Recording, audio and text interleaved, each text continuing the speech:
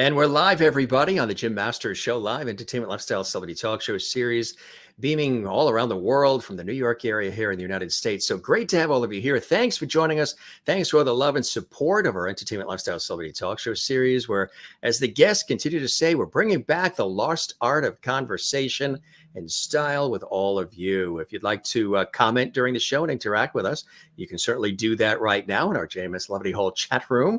The incomparable actor, singer, TV personality, and then some, Adrian Zmed is joining us. Yeah, and we are going to talk about his extraordinary career and recent projects and other things that he's passionate and excited about. Of course, you've seen him probably not only on stage, Broadway, and of course on national tours of some of your favorites, but of course also on television and in movies. And he is just one of those iconic actors that everybody's always wanted to work with. Everybody's had so many great experiences working with him, and you've had great experiences watching his career over the many years. He started early and he's still doing it. He's one of the most recognizable faces in the entertainment industry, from film to television to Broadway. And audiences best remember him, of course, for his starring roles in the popular TV series T.J. Hooker, of course, starring his friend, the incomparable William Shatner. The cult classic movies, of course, Grease 2 he was in, and Bachelor Party, of course, Broadway's Grease, and also Bloodbrothers. He toured with the critically acclaimed play Middletown with Sally Struthers and Cindy Williams and Didi Conn and Donny most. And Cindy Williams was actually a friend, and I've chatted about that on this show, and we miss her greatly. And Don Most, he's been a guest on our show several times. He was just on 2 weeks ago with his new album out. So it's a small world, and we wish him the best. Prior to all of this, Adrian toured the United Kingdom with the Cage Aux Folles, starring as George, receiving rave reviews. Other recent projects: recurring role in the Netflix Lady Dynamite show as himself, and also producing the docudrama Women Erased, about MMIW, of course, the missing and murdered Indigenous women crisis. He also directed and starred in the new TV pilot D Coffee Shop. I tell you, he's always got his hands in so many different things, but his role as Romano on T.J. Hooker with William Shatner has made him a household name, and it's still airing in dozens of countries in syndication. He was also the host of the popular dance Fever, the format, of course, which was the precursor to all the competition shows airing today, like Dancing with the Stars. Adrian had a hit reality show. Do you remember on VH1, Confessions of a Teen Idol? He was a judge and acting coach on Casting Call, numerous guest starring roles, including appearances on Murder, She Wrote, The Love Boat, Hotel, and was a regular on the daytime soap on NBC, Passions. He also starred in many made-for-television movies: Love on the Run, Glitter, Victims for Victims, Storm Chasers. Adrian received an Emmy for his work on a children's television special as well. And of course, he made his acclaimed film debut as Johnny, the leader of the T-Birds in Grease 2, opposite Michelle Pfeiffer, and also starred in, again, the cult classic Bachelor Party with Tom Hanks, and The Final Terror, co-starring Daryl Hannah and Rachel Ward. He recently did a cameo on Sharknado 4 as himself. Matter of fact, we had the creator of Sharknado here on our show recently. Other film credits: Eyewitness to Murder, The Other Woman, Improper Conduct. He most recently included in his repertoire the feature Until Morning, Running from the Shadows, Drone Syndrome, The Making of Touche, and Spring Break 83. That is the short list. Of course, he's made his Broadway debut in the original record-breaking musical Grease as Danny Zuko, and he returned to play the role of Marvin in the Tony Award-winning Falsettos, and went on to star in the national tour, that received critical acclaim throughout the United States. And also on Broadway, he went on to star in Bloodbrothers with David and Sean Cassidy. We had Ryan Cassidy on recently, too. Petula Clark and music legend Carole King were part of that as well. He played Danny Zuko again in the Tommy Tune revival of Grease. Numerous co-stars: Brooke Shields to Sally Struthers. And most recent visit to New York stage, he starred as Noah in The Ark, and also starred as Billy Flynn in the national tours of Chicago, as George in The Same Time Next Year with Mackenzie Phillips, from One Day at a Time, of course, with Glenn Scarpelli and company. And of course, TV Hit Parade with Joyce DeWitt. And he created the roles of Adam and Noah in the American premiere of Stephen Schwartz's Children of Eden. And that is just the short list, folks. That really is the short list. We'll have him on so that way we can talk about some of these extraordinary projects. But again, he truly is somebody that he's been omnipresent because he's so good at what he does, and he just knocks it out of the park. And again, he is a part of stage, film, and American television history on so many different levels. There, of course, you can see some of the great scenes and, of course, epic productions. There is Grease 2 as well, just showing you some of these that you may recall. I know some of you are very excited that he's here. We're excited to have him here as well. That, of course, from Grease 2. Bachelor Party, yeah, it's another great one, folks. These are iconic productions. And there's a few other things we're going to talk about. We don't want to show all and give all away right now. We want to bring him in. But there's some of the cover art for some of the amazing productions he's been a part of. Yeah. Solid gold, too, because he is a singer. He even had an album in '84. Do you remember that? You may even have it in your collection, gang. That's just the short list. We could go on and on and on because he's been doing this for decades, entertaining us. Without further ado, let's welcome our very special guest, the one and only Adrian Zmed, surrounded by an incredible history of his career and all the photos and awards. It's really kind of cool. Adrian, welcome to the Jim Masters Show, my friend. It's a pleasure to have you here. Nice to be here, Jim. Thank you for having me. The pleasure is all mine. You've done a few things.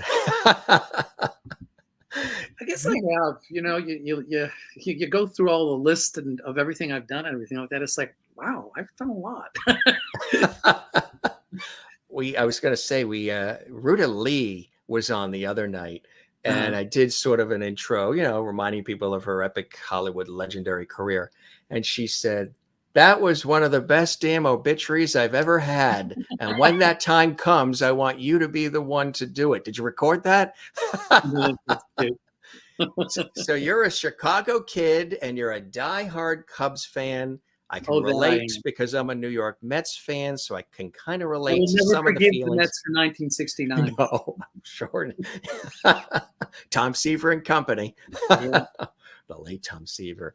So you grew up in Chicago. Your father, a Romanian priest, right? And tell us about some of the inspirations within the family that may have pointed you in the direction of doing the extraordinary work that you've done all these years and continue to do, Adrian. Well, it's kind of, when I make the statement, people kind of like don't realize it, but it's very difficult to go to confession when your father is your father. Yeah. Yes. I really had to kind of lead a pretty good life, Yes. Didn't get into too much trouble as a kid and stuff. And then as I got older, I didn't tell him everything. But really, when you say, he probably do anyway, right? Yeah. But when you talk about the influences and stuff, I think I probably was doing it was the very first Grease tour that I was doing, and it slipped. It was like a Freudian slip when I was doing a talk show, a morning talk show in Sacramento or wherever it was while we were on tour, and I was saying, yeah, when I used to see my father on stage, I mean at the altar, and then it was like I suddenly realized I spent my life seeing my father up on this stage, really, because the Orthodox, Eastern Orthodox service is all Gregorian chants. It's all sung. There are very few sermons. Only on holidays are there sermons and talking and stuff. It's all sung, the entire thing. So that immediately, seeing him up there was very influential to me, I guess, as a child. But then, God bless my brothers, they couldn't sing a note. And I became the one that he wanted to be. He made me a cantor in the church, and I was like 6 or 7 when I became a cantor in the church. And then I also played the organ in the choir and stuff. So I had a lot of influences from my dad. That's so terrific. In terms of, kind of like it was only natural that I either became a priest or an actor. Right. But you also, architecture was something. I studied architecture and design myself Yeah. too, along with studying this industry of broadcast media and all. Uh-huh. Tell us about that road of considering architecture, because that's kind of cool too. Well, it's so funny. I'll mention my dad again. He wasn't too crazy about me wanting to become an actor. It was he was it's a first generation family from the old country, and it was, in fact, my parents and my two brothers were one of the first entire families, to be allowed to leave a communist bloc country back in 1952, is when they came to America. And he he had the American dream, and he wanted his son to be a doctor or an architect, and stuff. So when I wanted to become an actor, it was a tough sell for him. And I'll tell you the story, later on, as to how I finally won him over gradually, and all. But I went to acting school at the Goodman School of Drama in Chicago, which was then affiliated with the Art Institute of Chicago, and now it's at DePaul University. And my last year, I started auditioning for local theater in Chicago, and for the life of me, I couldn't get a job. I couldn't get hired, and I finally decided, after I graduated and got my bachelor's degree, I said, I guess my dad was maybe right, and maybe I should do something to fall back on. So I enrolled in architecture school, and I put myself through acting school, bartending on Rush Street in Chicago, at a great place called Hotspurs, and I was bartending, and a friend of who at the box office at the Goodman had seen all my work as a student there, and she called me up and said, they're coming into Chicago to audition for a show called Grease, a national tour for it that's on Broadway right now. We honestly didn't know very, very much about Grease, at the time. It actually started in Chicago, literally 5 blocks from where I grew up, on Lincoln Avenue at a place called the Kingston Mines Warehouse Theater. And I knew about it from then. So I knew kind of like what it was, because I actually auditioned for it when I was in high school, and I got it. I actually ended up doing, but my dad wouldn't let me do it because I was failing in math. So I never ended up doing that original production in Chicago. But again, to make it a long story short, I said he was probably right. So I enrolled at the University of Illinois in architecture school. And then, but I went in on this audition. I said, all right, it's one last shot. I left somebody covered for me on the lunch hour. I got in a cab, went to the Art Institute to audition for, came back, and I went in and out. I didn't even know what I had done. It was all so quick, not expecting anything to happen whatsoever, because I couldn't get arrested in Chicago as an actor. And the next thing I know, I go home, and my mother, in her thick accent, she says, "Someone from country of Greece call you. They want you to call them back." And I called, and they said, "We want you to go to the director in New York in 2 days." And the rest is history. It was, my life completely changed at that point. Absolutely. How did it change? What were some of the immediate things that happened? And now all of a sudden, the notoriety, the limelight, and here you are, in an epic and beloved production that just was really extraordinary. Well, but again, then people really didn't know very much about Greece, because the movie had not come out yet. Right. And all. So I was just completely and thoroughly thanking God and enjoying my life as an actual working actor. Yeah. I was the lead in the national tour of this hit Broadway show, which was beyond my dreams. All I ever expected as an actor was to just work in regional theater and do an occasional thing here and there, and then maybe be a draftsman at an architecture agency or something like that. That's kind of like the most that I was expecting out of my life as an actor. But it literally took me away. It was like a roller coaster. I did the tour for a year. Then I went to Broadway and did it for a year. And then my manager at the time, who pretty much handled everybody who had ever whoever did the role of Danny Zuko in that original production, from Barry Bostwick to Jeff Conaway. John Travolta actually played the role of Didi. He never played Danny on Broadway. Right. National tour and all. But he said to me after a year on Broadway, "It's time for you to go to Hollywood." And I said, "But I love theater. I want to stay here. I'm making a name for myself here." He said, "Trust me, Broadway will always be there for you. But now is your time in Hollywood." And he was right.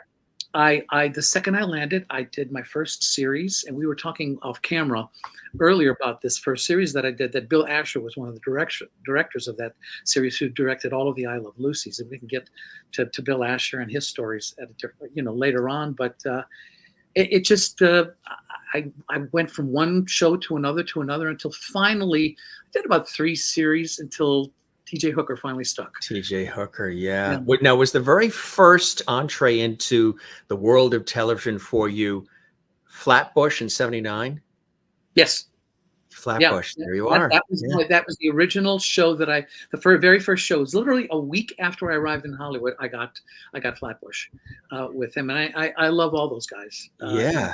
One of them, unfortunately, Vinny Buffano, up on the top right, up there. He's passed away a while ago, and everything. But everybody, they're all great guys. And Sandy Helberg, the one with the glasses, his son was on.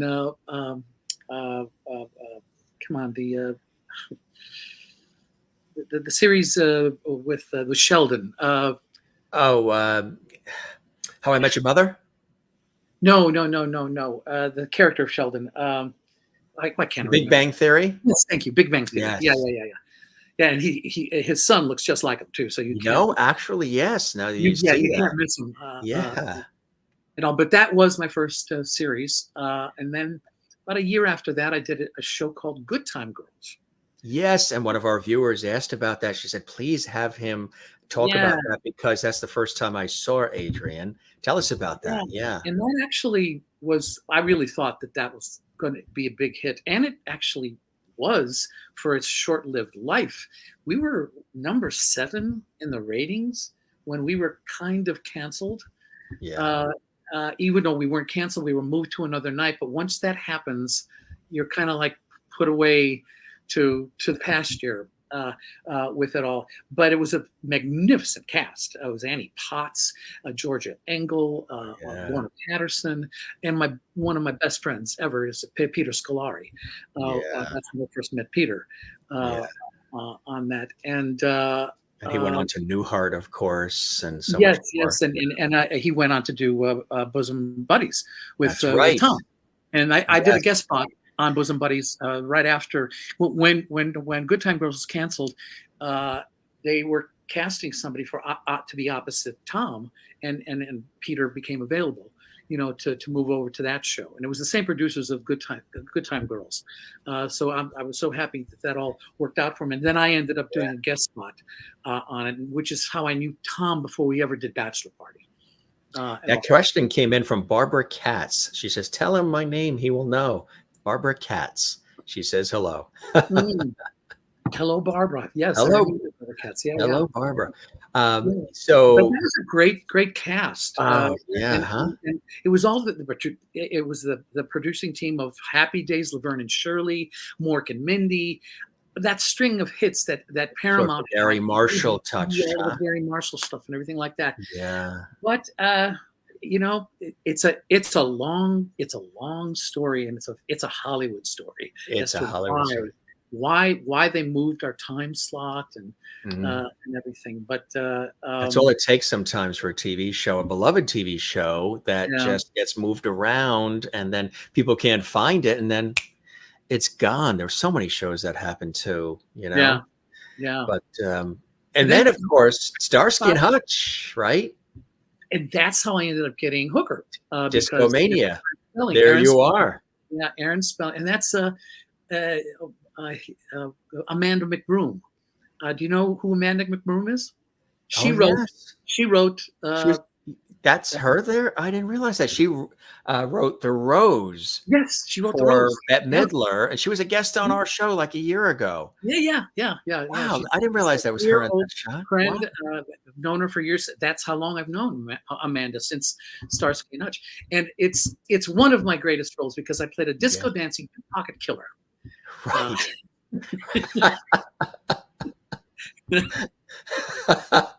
Yeah, Hey, that you that are and my versatile, role Adrian. in You're Passions. versatile.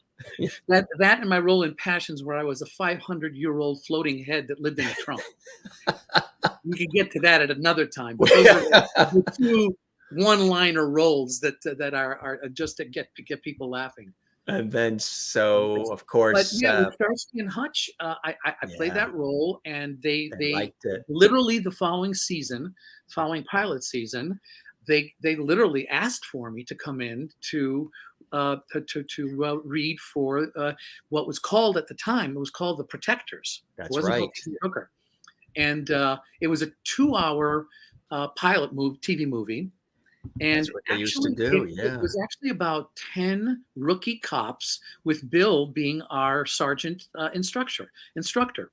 And when it went from the 2-hour TV movie to the actual picking up of the show, it ended up just him and me in a squad car, from the pilot to what it became. And that was like, again, thank you, God.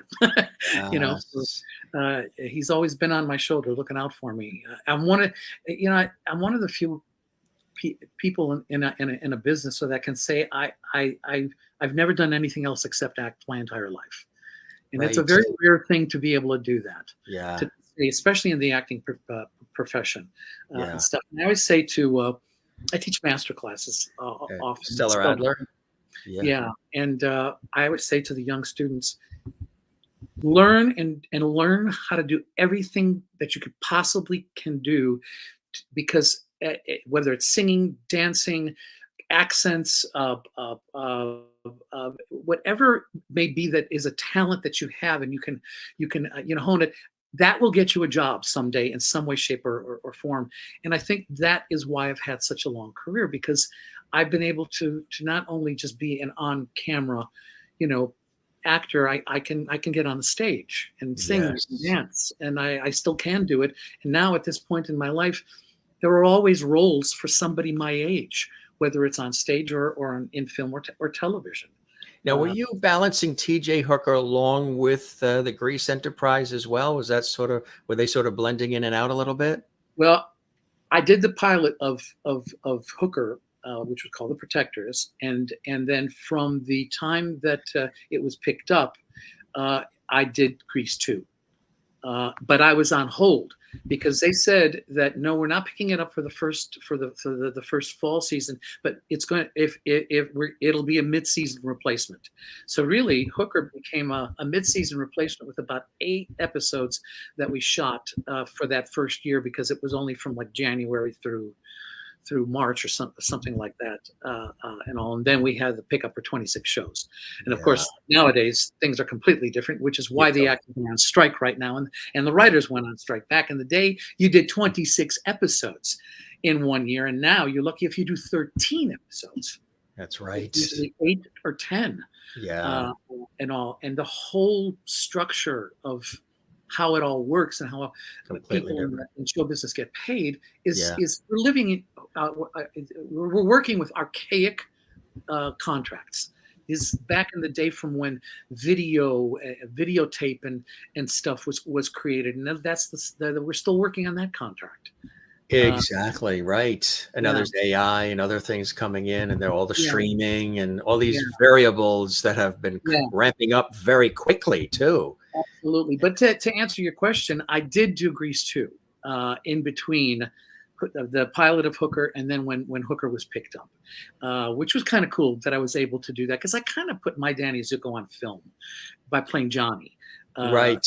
Which was the Pink Ladies and the T-Birds were 2 years later from 1959. Yeah. Haven't you played him more than anybody else too, in all the different iterations? Well, on stage, yeah.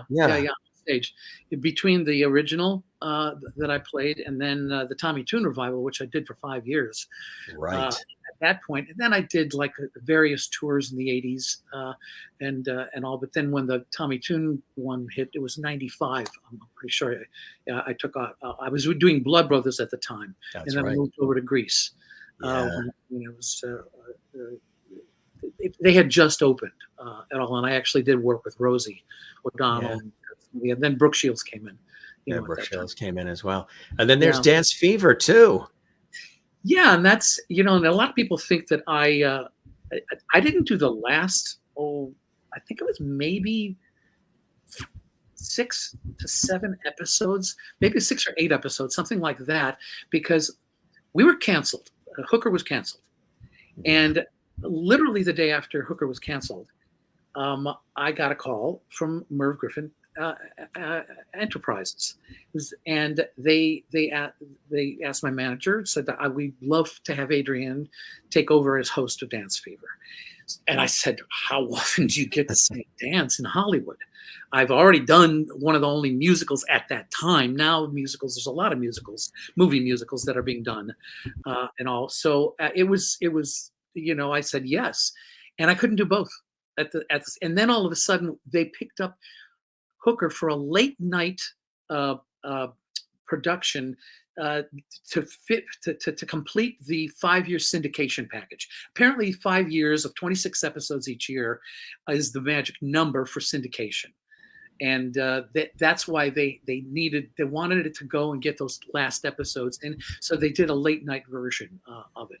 And it broke my heart that I couldn't do it because, that was my family for 5 years.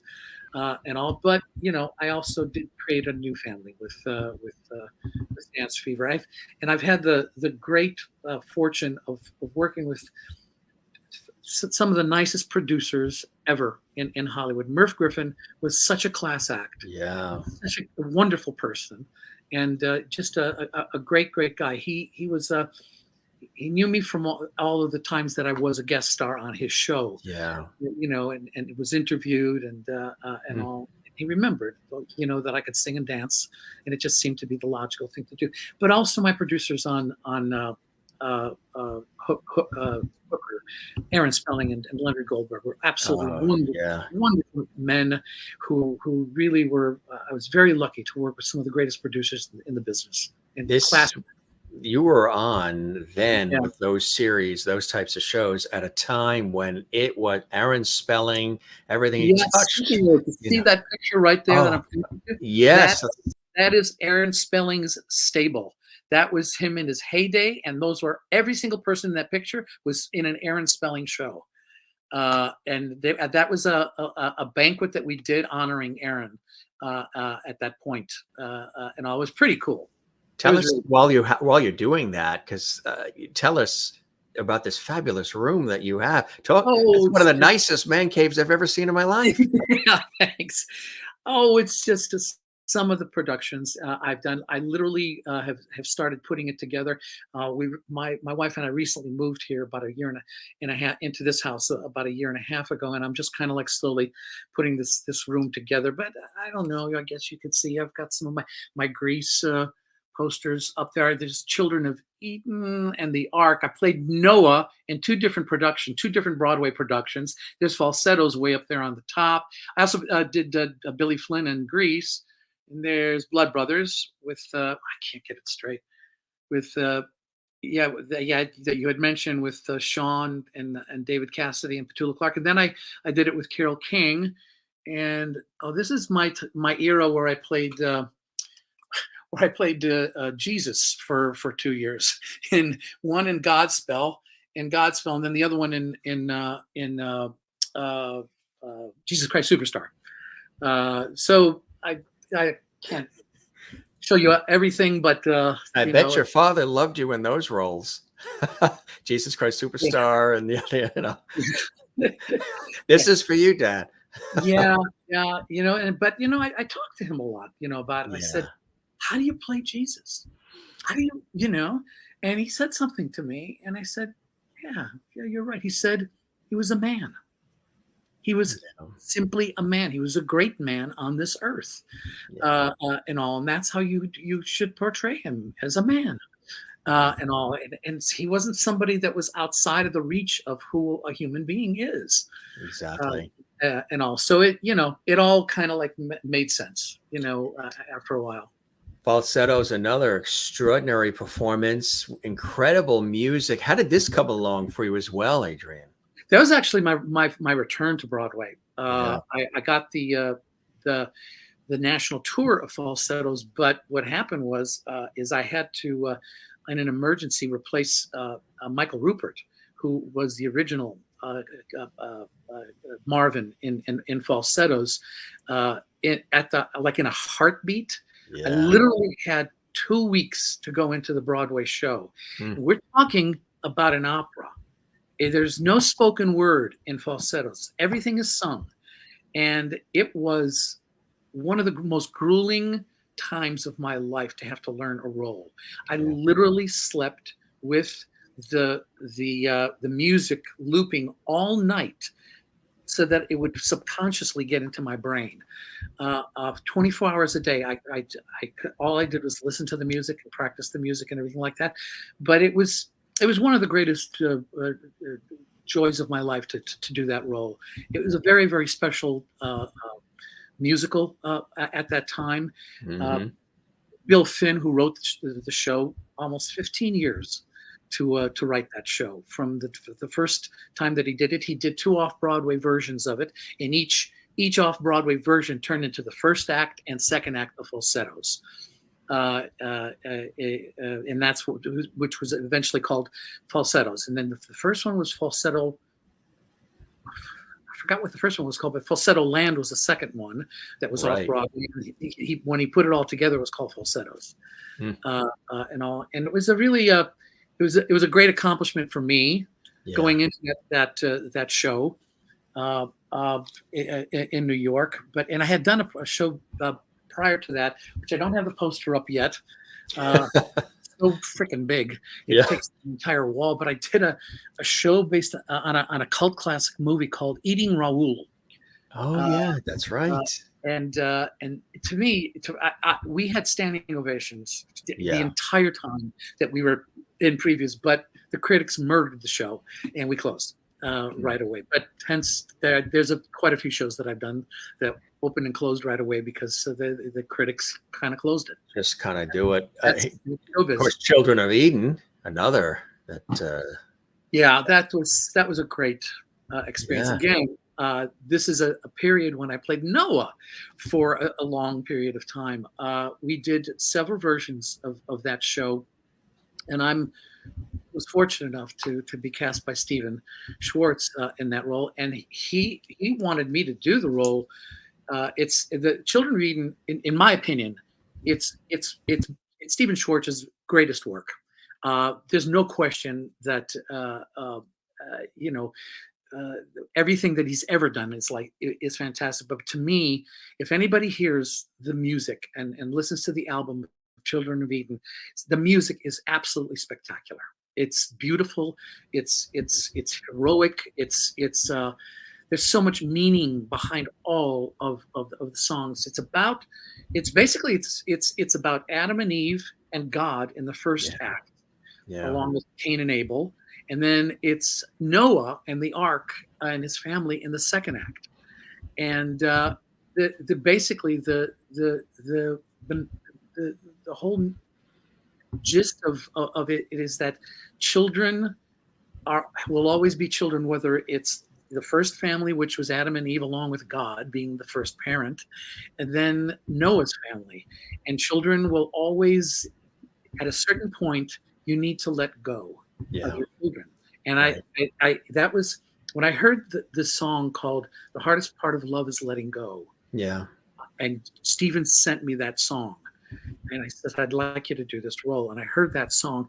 I was going through a time in my son's life, my oldest son, Zach, where he was a teenager and he was making some bad choices and all. And when I heard that song, it was like, I know he knows what's right and what's wrong. And I know he'll straighten himself out. And I just need to tell him that and tell him that I'm not going to be a policeman anymore in his life, that I trust that he will make the right decisions in his life. And lo and behold, it was that song, and wanting to do that role really taught me, how to let go of things. And lo and behold, about a year later, he completely cleaned up his life, and he and his brother are now touring the country in an Everly Brothers show. That's right. At this point, which is really sensational. Well, yeah. the performance gene has been passed down for sure. You had your album in '84. Yeah, that was I wanted to do an album, a rock album. Yeah, My fans didn't want rock. they didn't want rock. It was Rick Derringer produced that album.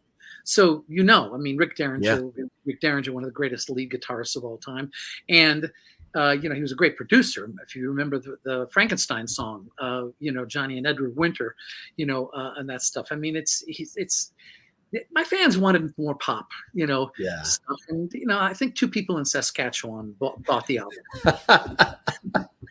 I thank those 2 people. Thank God for that, Brian. You know what? I did it. I did my rock stuff. Did it? I actually started out in high school in a rock band. Yeah. Really, that was really my first, venture into performing, and singing and stuff. And then I got into musical theater in high school, and then the rest is history as an actor. But you were a football player too. Yeah. Well, yeah, I actually was, really planning on going and you were being scouted, right? Notre Dame and others. It was Notre Dame, yeah. Yeah. And then I broke my leg very, very badly. Yeah. I literally was in a body cast for an entire summer, and I literally had to go back the following summer, and they had to re-break the leg because it set wrong. So I spent another summer, recovering and stuff. It was a humbling experience for a teenager at that time, but it actually probably is what kind of like helped me in life. Steered you into a different direction. Yeah. It made me, have patience. In life, when you're in a body cast and you're lying on your back for a long time, that's tough. And I have to tell you, we were talking about this off camera. The one thing, it was 1969, and the one thing that kept me going was the '69 Cubs. I watched the Cubs every single day, and I got up every day because the Cubs were such an exciting team. Yeah. And of course, your Mets, Jim, in September, basically took over first place. Everybody said there's no way that the Cubs can possibly lose first place. Well, we did. We just crashed. The Mets took over, and the rest is history. The miracle Mets went on to win, and all. And the funny thing is that when I did the first Grease, the 2 actors that played Kaniki and Didi, who became my best friends in the world, Paul Regina and Bill Vitelli, they were from New York and major Met fans, and they constantly razzed me about 1969. Yeah. You know how we became Mets fans? My father grew up in New York City, in Astoria, Queens. He grew up 2 blocks from Tony Bennett and New Tony. And they were all Brooklyn Dodger fans. So when the Dodgers picked up and went west, a lot of those folks transferred to when the Mets were developed, and that the Metropolitans were developed. And that's the story of how that happened. I was talking about the musical side too, even appearances on Solid Gold. Yeah. You did it all, Adrian. I tell you, it's incredible. Dionne Warwick was the host when I did that one. I also was on another time doing something. I forgot, probably my album when I was promoting my album. Exactly. La Cage aux Folles. That was one of my. This was fairly recent. It was just before the pandemic. I did it. The first national tour of La Cage aux Folles in the United Kingdom, and we went to Scotland and Wales and Ireland, and it was just. It was truly that was a bucket list thing. I have always wanted to perform on the English stage, and it was such a joy. And I to this day, I think that La Cage aux Folles is more apropos. It's more timely for what's happening today than it was back in the early 80s when it was first created. It's about, the iconic song is "I Am What I Am," and it's really about people being themselves and being accepted as themselves. And it's a brilliant show. It's a beautiful book and incredible music, and it was a joy. And my co-star was magnificent, John Partridge. He's a British actor. He was on a like I guess a nighttime soap kind of a format show that in Great Britain and all. And it was a joy. Oh, absolutely. Something else you did recently. The one thing that I noticed immediately. Yeah. The Brits truly love theater. They really love theater. So much so that they start bringing their children at an early age to the theater, and they grow up loving the theater. And then, I did almost 30 cities in that year in Great Britain. And we were sold out all the time. And not only were we out on tour, but there were 12 other national tours out in a country the size of Florida, and all completely supported by the audiences going to see it. And I guess a lot of it also has to do because it's so affordable to go to British theater, because it is a government subsidized profession. Business. That's how important it is to the Brits, and all. And it was just an absolute joy. It was one of the greatest theatrical experiences I experienced for a year in my entire life. It was incredible to be there and do that. And it's funny, but I showed you the poster of Bloodbrothers behind me and everything. It was Bill Kenwright was the producer of Bloodbrothers, and he produced that show. And when I did Bloodbrothers for him, he said to me, "Adrian, I'm going to bring you to the UK someday." He did. He called me and he says, "I'm doing Cage Aux Folles. I think you'd be a great George." Wow. And it was I loved doing that role. He's like one of those carnival or circus performers where they're spinning the plates on all those things at the same time, trying to keep everybody happy and alive, yet everything is chaos and everything is falling apart around him, and all. And it's a very fun role. I just want to show us a few other things here as well. Going back in time, Battle of the Network Stars on ABC on Saturdays. There you are with Scott Baio. Funny story about that. Speaking of La Cage Aux Folles, they asked me to do the revival that they just did back in 2019. Wow. 2019, and I was doing La Cage Aux Folles at the time. So I talked to Bill Cranwright, and he said, "Well, Adrian, if you can pull it off, we'll put the understudy on for one night." So I literally flew from England to Hollywood, did it on so I left the show after a Saturday night performance, and I flew all night. I got there. We competed at Pepperdine University, which is where all the Battle of the Network Stars were done, on the Sunday, and then I flew back to England to be on stage on Tuesday. So I just recently did it again, and I loved doing that thing. I was actually the captain of several years for the ABC team, which is why they wanted me to be on it. And the funny thing about it is that when I did it, I hadn't done all of the work to my body that I've done during the pandemic, but between Lou Ferrigno, me, Fred Dreyer, and I forgot who else it was, we maybe had one decent body part that we could get one person to do it. But we were saying, no, can't run. You want me to run? No, I can't run, but I can do swimming. No. I can't do the rope thing because of my shoulders. Need a shoulder replacement. Since then, I've had 2 new knees, a hip, and literally a week from now, I'm getting a new shoulder. Wow. A week from now, so I'm basically now. And there's my little, my little pal Riggins the pug. That was my right Cutie. leg. That's my right leg Yeah. that I had replaced. That was the first thing that I did, and then my left one, and then now I'm doing the shoulder, and that's him in the UK, and my wife Lissa, who's Wow. a singer here in Las Vegas, and she is actually the featured singer for Meatloaf, and Oh, I sang didn't realize that. for many Really? years, sang with Meatloaf, and now since Meat has passed away, she is now it's now called the Meatloaf Celebration Tour, is what it is, and That's a great a singer shot. who won American Idol, Caleb Johnson, is now doing all of the Meatloaf vocals with her, Wow. along with it. But yeah, our little pug is well traveled, I was quite well going to traveled. say, huh? That was England, and then we went over to Paris. Then we went to my home country, which I've never had visited, Romania.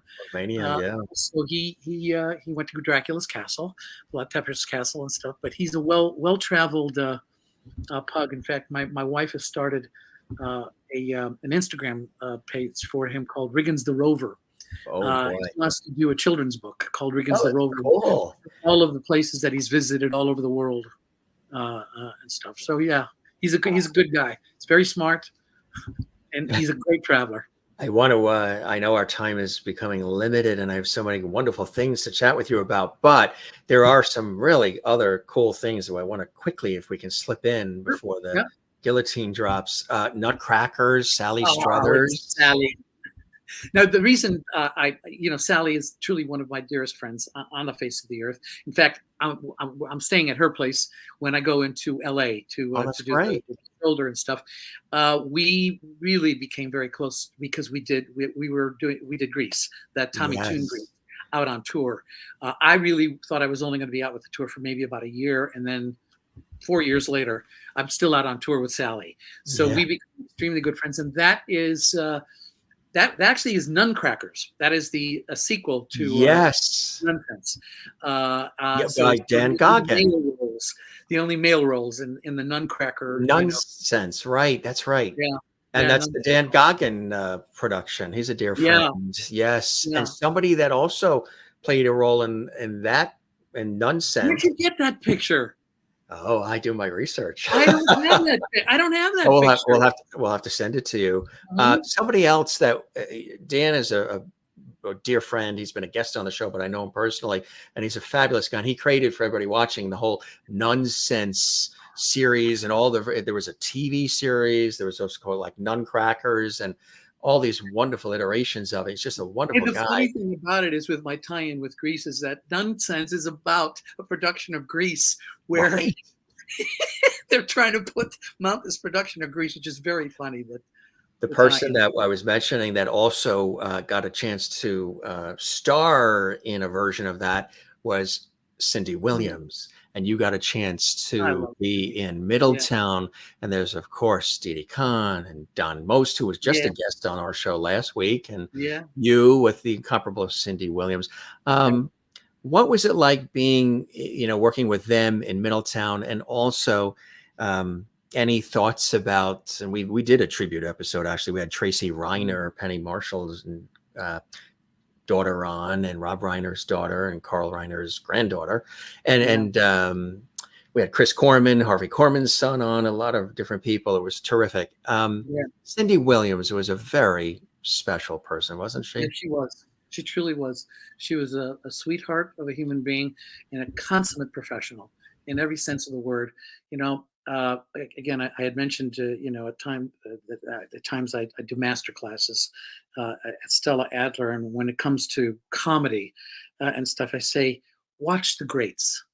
You cannot teach something. You cannot teach comic timing.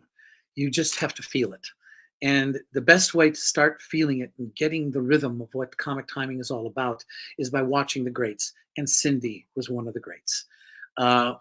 Nobody had ever done the role. She played this beautiful character. Middletown. We're still in the middle of doing Middletown.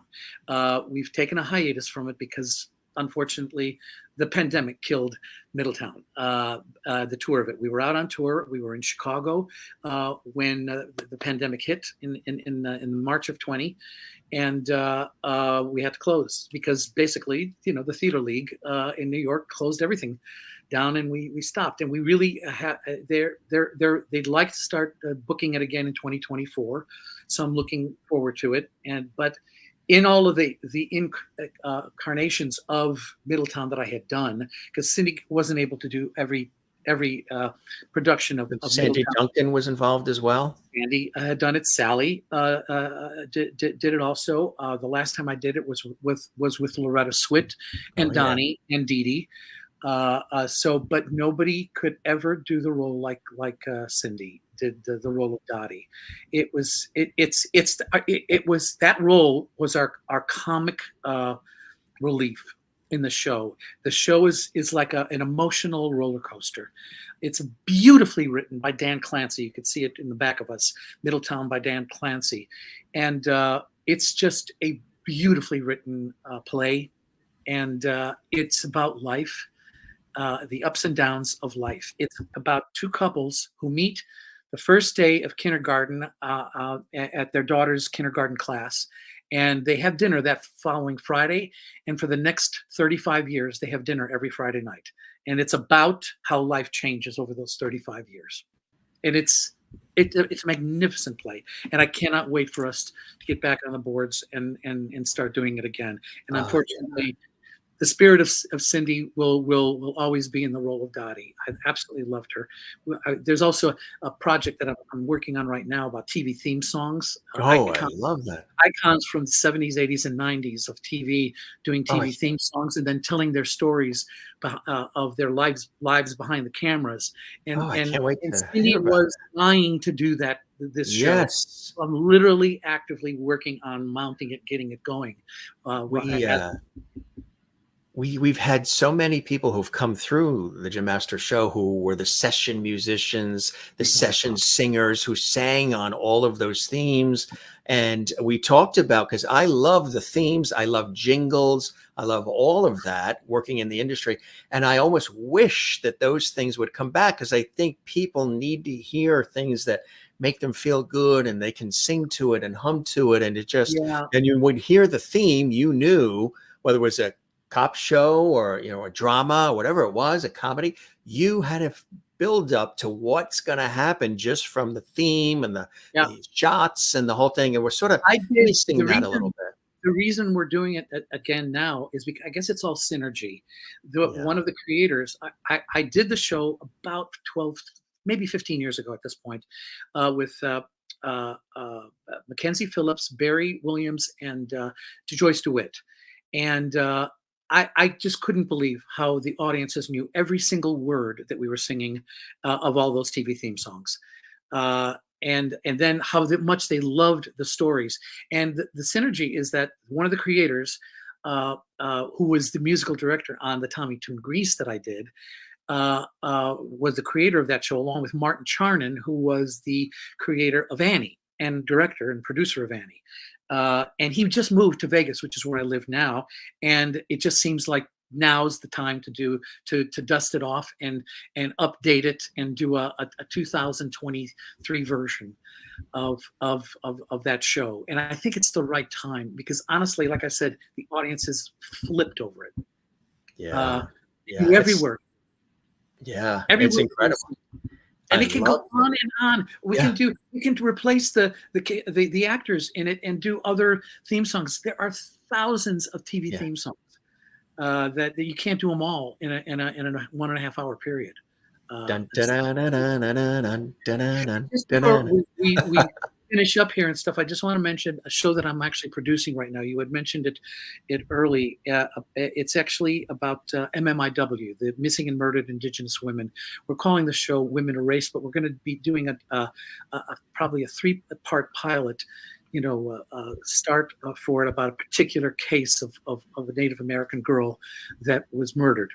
A lot of people don't know about this crisis. There are so many more that are documented that they couldn't possibly document all of them. but they have at least 5,000 documentations of missing and murdered Indigenous women and children. And this is one case that we're going to tackle, and I believe that we can solve it too, and find out who it was.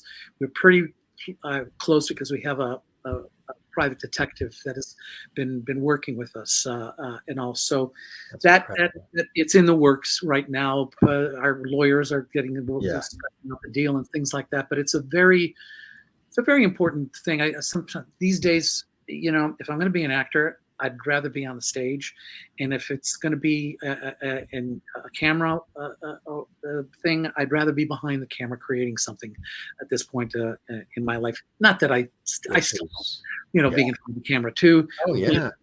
I'm really looking forward to making a difference and bringing some awareness to this crisis that It's people. incredible. You were in the Teresa Saldana story. There's another, and it was Teresa just recently. We had just talked about how many people I've lost in these past 3 years since the pandemic. Teresa passed away during the pandemic, and that was another great privilege that I had to work with Teresa to tell her story. People don't know about Teresa. Teresa was back in that day. She was probably most famous for her role in Raging Bull. She was the Joe Pesci's wife in Raging Bull, and apparently there was some crazy fan from Europe who had it in his mind that he was supposed to kill her, and he stalked her, and he literally stabbed her 14 times, and she survived. And in her recovery, she discovered that victims have that the person who did the crime has more rights than a victim. And she created an organization called Victims for Victims. And that organization has done so much good for a lot of people who have had tragic things happen to them in this world. And it was just a privilege to be able to do that TV movie with her. It's incredible. Real quick, I'll just breeze through Storm Chasers, Revenge of the Twister, Celebrity Ghost Stories, Sharknado, The Final Terror, and of course Shatner. This you guys sent this along. Really? People have been asking, our viewers have been commenting throughout, and they're saying hello and they love everything you're in.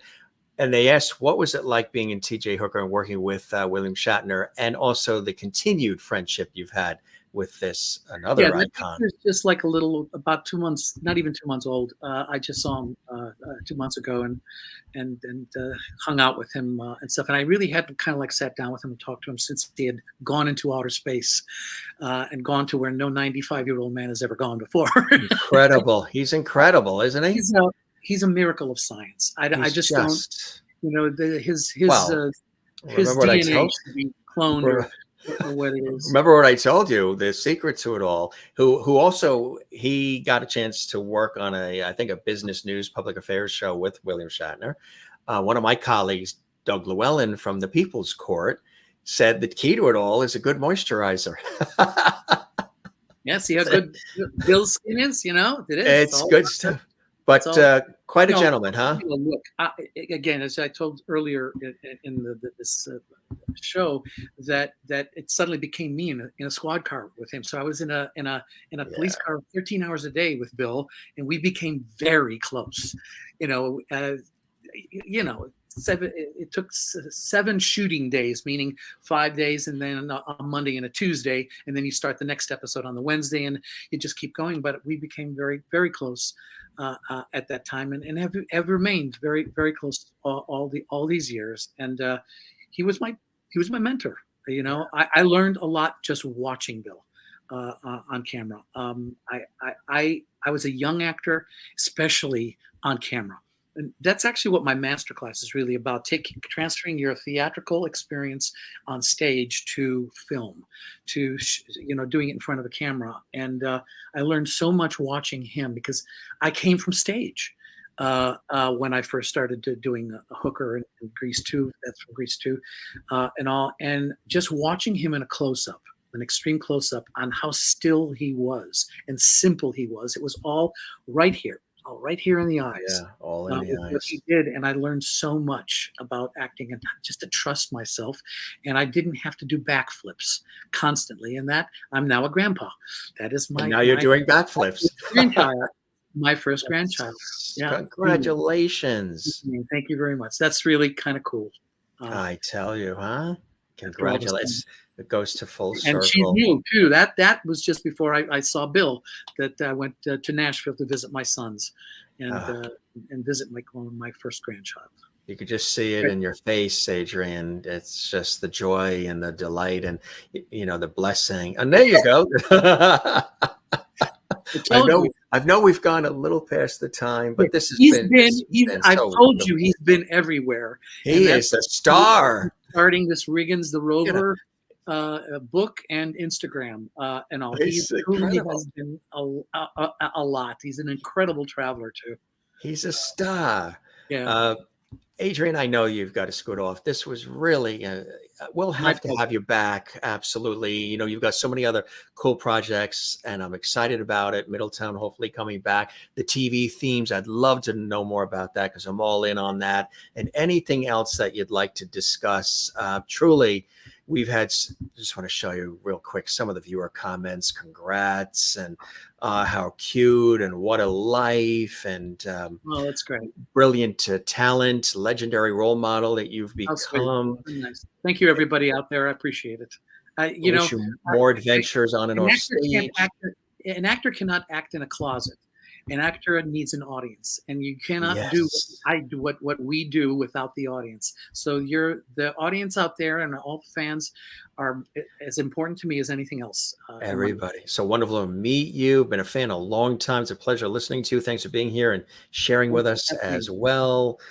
Marcia says, good luck with the shoulder. You got a lot of love here. I say the show has a lot of light, love, and levity. And I said it too fast once, Adrian, and I said levity in the beginning of this series. And it just stuck with our viewers. They said, we're your Levity Squad. You're Mr. Levity. This is Levity Hall. And the guests are part of the Levity family. So that's kind of cool. We need more of that in the world about now, don't we, Adrian? Yeah. We do need love in this world. There's so much going on in the world that we just need to stop and look at each other and just be honest and generous and kind. Absolutely right. You are the best. Thanks for all the time and the little extended time. We really are honored by that. And you are a class act, a true gentleman, a terrific talent. You're passionate, you're tenacious, and you are a great role model. And the folks that you teach, I'm sure, learn so much from you, Stella Adler. We're going to keep the porch light on for you, and I hope you enjoyed the time with me as much as I have with you. Really, you're fantastic, Jim. You're well educated in terms of everything, about the business, and then about you knew everything about my work, which is great. Sometimes people aren't well educated. Real quick story to end on. When I was first doing my original Grease, and I was doing a morning talk show, the morning talk show person in Sacramento said, "So you're from the country of Greece. What are you here in Sacramento for?" Yeah. That is a person who did not do his homework. Yeah.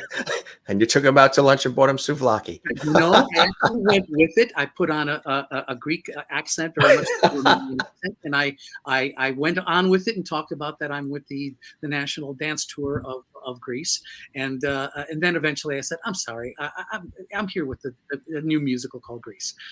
Anyway.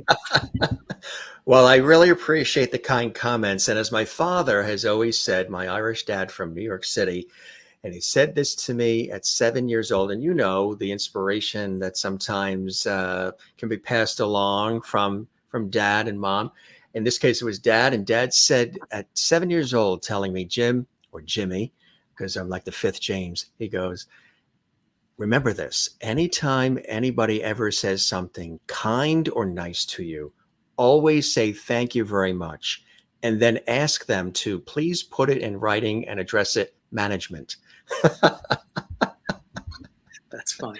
That's the kind of stuff from dad, right? his background is Irish. Is that what you said? Irish and English, yeah, Irish, yeah. yeah, yeah. He's Irish, English, and Oh my mom, God, two English, Irish people. Swedish, and French. Yeah, Yeah, mom. yeah. Yeah. My wife, speaking of Irish, is now starting to do something called a Celtic band. She's working with, Oh, she's creating a Celtic band We'll here in have to Vegas. have her on because Yeah, all my friends are Celtic Woman, Celtic Thunder. yeah, Phil Coulter's been on. All the yeah. Irish artists have come on, and I've interviewed most of them through my years on PBS. That's how we've kept the relationship, and they've popped on this show too. So love to. You got a lot of cool things I'd love to hear more about. Let's definitely stay Yeah, in we'll touch, talk some more. Adrian. Yeah, You yeah. know. I'll All next time I see you, I will be the $6 billion man with my new shoulder too now. In That's addition to it. Well, best of luck and a safe journey with that, my friend. And truly, thank you. this was an honor and a pleasure. I know the viewers have loved it. And again, I thank for the little extra time. That's very generous of you as well. You be Got it. well and best to the family. And we'll chat again soon, okay? Take care. Thanks for having me on. Thank you, Adrian. Bye. Cheers.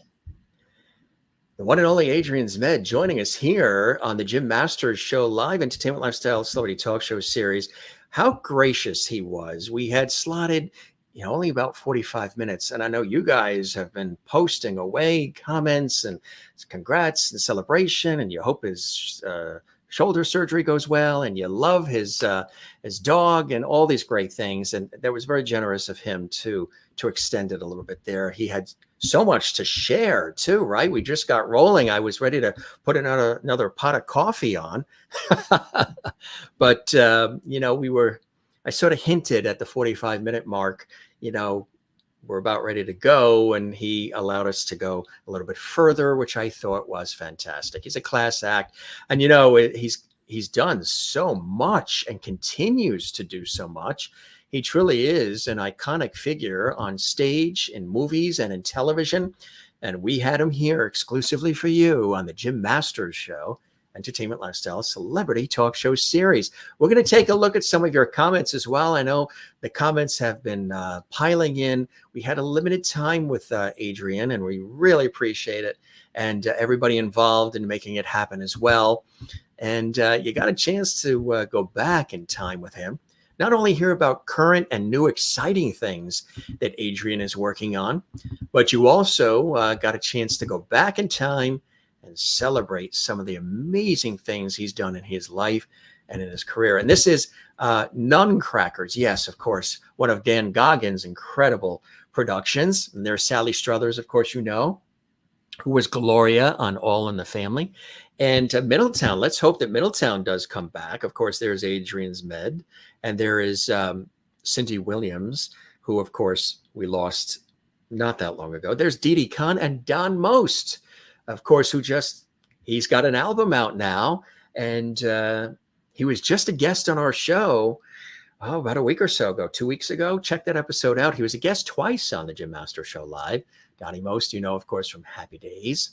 Here's another thing we didn't talk about, but this is for the love of it. When Adrian Zmed was in this as well, I mean, we could have gone on for 2 hours just talking about all the incredible things that Adrian has been a part of, but wonderful stories he shared about Cage Aux Folles, which, of course, Cage Aux Folles was a very important thing for him, and he wanted to perform on the British stages, and he got a chance to do that as well. Children of Eden and Falsettos and Dance Fever, and, of course, T.J. Hooker, the incredible series on ABC all those years. Yeah, you have a favorite episode, gang? Starsky and Hutch, and many other shows. If you joined us late, I listed off a ton of different shows and productions he's been involved in over the years. Of course, Bachelor Party is another one with Tom Hanks. Dwight, I know you've been very excited that Adrian was on our show, a fan of his for such a long time. Thank you very much for being here, Dwight. And Lisa Barrett watching in the UK as well. We love having you here as well. Barbara Katz, it was great having you here. And Gary, yes, you got your question answered. You wanted to know. That's Gary Richard Collins II watching. He wanted to know what it was like, working with William Shatner. And we got that answered as well, which I think was terrific. Lisa loved T.J. Hooker. Yeah. Great iconic series. And hello to you, Dwight. And Dwight was excited. Marsha, of course, remembers Grease too. Been a fan a long time. Kathleen here as well. Dwight sharing some of his favorite episodes of TJ Hooker, the series. Yeah. And hello to you as well. Cool stuff. And all the new viewers who have been commenting as well, we welcome you to the show. And of course, you graciously welcomed Adrian to the Jim Masters show, which we appreciate. Maureen in Arizona and Kathleen in New York. And yeah. And you said he looks so young. That's fantastic. He is iconic. Absolutely. Appreciate all these comments coming in here. And everybody who has, if this is your first time watching the Jim Masters Show Live series, we say thank you very, very much. And Nick Santamaria here, he was a guest on our show with, of course, Chris Costello, the daughter of Lou Costello, of Abbott Costello. And Nick is an incredible talent himself. Good to see you, Nick. And everybody watching from around the world, all these great comments here. All the new folks. You toured with Adrian in Tommy Toon's revival of Grease. And you have to say that he played Danny Zuko in his 40s. He got away with it easily, a wonderful guy. And he's a huge Bozo fan. I love that. Who isn't, right? Good to see you, Nick, watching here on the show. And of course, you remember Dance Fever. That's right. You love the singing. Cool stuff. And yes, Barbara says Adrian passed on his musical talent to his two amazing sons. You've seen them play often in Nashville, where you are. Hello to you in Nashville, Barbara Katz. And everybody else commenting. A lot of comments coming in here, trying to scroll through some of them. Jane was watching in Sweden. And Maureen in Arizona. Good comment. Appreciate all this. You guys are really amazing. Everybody watching live. Now, if you joined us, I'm just looking at some of these comments. What a fun interview. Thank you. Kiss Dynasty, welcome to the Jim Masters Show. And if you love what we're doing here, scroll back and take a look at the over 1,010 episodes of our series that we have. And you can see all the great guests, celebrity friends and guests that come in from Hollywood, television, film, music, stage, Broadway, music, food, culinary arts, sports, comedy. We do this like a traditional celebrity talk show series. So nice to have you here as well, and everybody watching. And Kathleen, thank you very much for your generous super chat. She did a super chat during our show. Adrian, it's so wonderful to meet you here. Been a fan a long time. A pleasure listening to you, and thanks for being here and sharing with us, which I showed him on the screen. Kathleen, thank you very much. So generous and kind of you as well. And everybody who's watching, we really appreciate all of this levity, as we call it. Marcia says, what a life. Absolutely. And it continues. That's it. He appreciates those moments in life that are very, very special, as do I. It's really important, as we talk about on the Jim Masters Show, to cherish life, cherish those moments. And you're welcome, and you are welcome. You are welcome as well. Thank you very much. My pleasure. We've been, working on getting Adrian on for probably about a year, and it was terrific that he was able to make some time for us. And he's just a great guy. And I'm very excited about some of the other ongoing projects and the other cool things he has up his sleeve that he's going to be sharing with everybody. And I think we'll pass that on. We'll have him back as well. He seemed to really enjoy himself here on the Jim Masters Show series, which our guests really do express. And I really appreciate that as well. So good stuff. And do we take suggestions on guests? We sure do. Absolutely. And you can reach out on Instagram and Twitter, which is now X, and Facebook at Jim Masters TV as well. You can also send us a note at jimmasterstv@gmail.com and all the rest. And Barbara says, thanks, Jim. I will be following. We love that.